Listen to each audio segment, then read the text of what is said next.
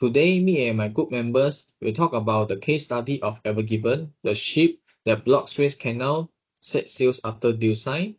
And my name is Tam Ziong, and we from group Los Angeles Lakers.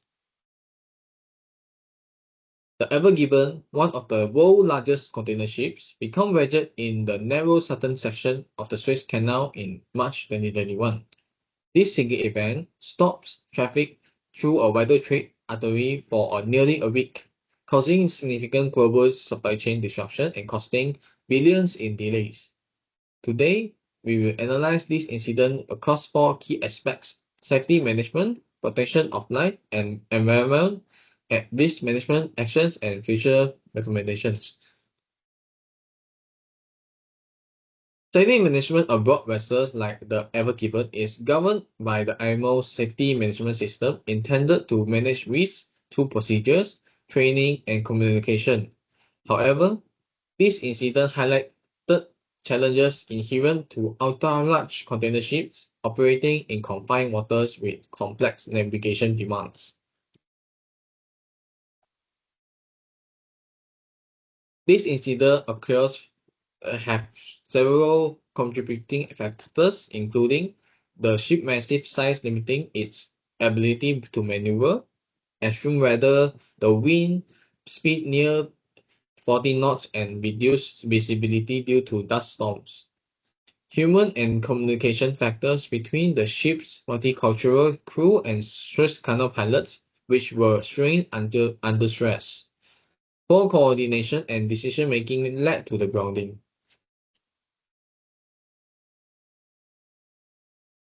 The emergency response and safety lessons is the 6-day salvage involved international experts, tugboats, and dredgers working tirelessly. Tragically, one person died during this operation, underscores safety risks and even in response efforts. Additionally, crew fatigue worsened by the extended contracts during the COVID-19 pandemic likely impaired performance. Lesson point towards improved crew support, crisis training, and strengthen bridge team communication to enhance safety management. This is end of my part. I will pass the video to the next person. Thank you. My name is Lau Hong, and now I will talk about the Part B, protection of human life and maritime environment. Let's go to the human life. During the whole operation, there is no casualties occur among the ship's crews, and there is only one person tragically died during the salvage operation. This is highlighting that the dangers faced by the emergency responders.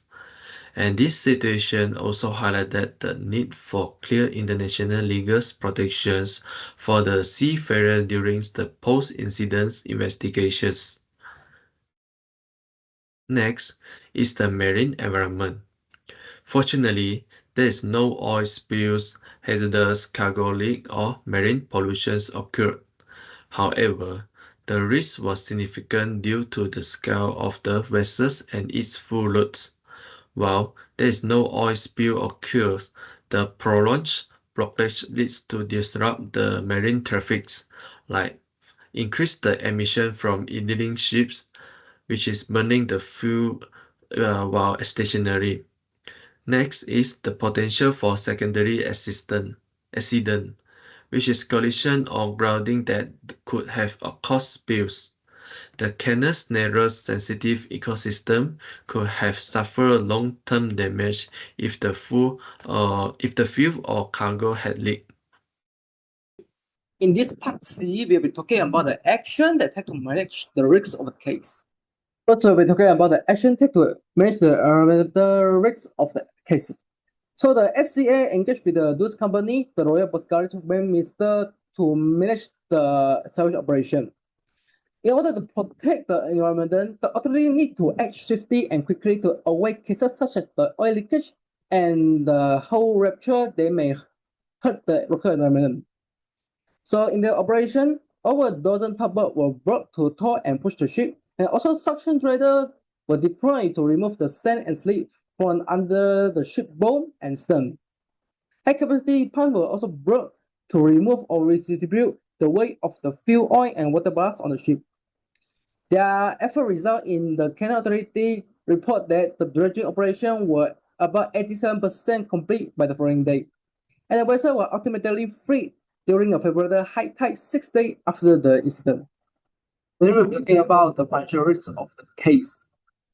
As the duration cost average between 12 million to 15 million a day, so although the ship owner, the Sherry Kaiser, has indicated its willingness to pay for the construction, however, it's likely that it might not pay for the full amount by itself.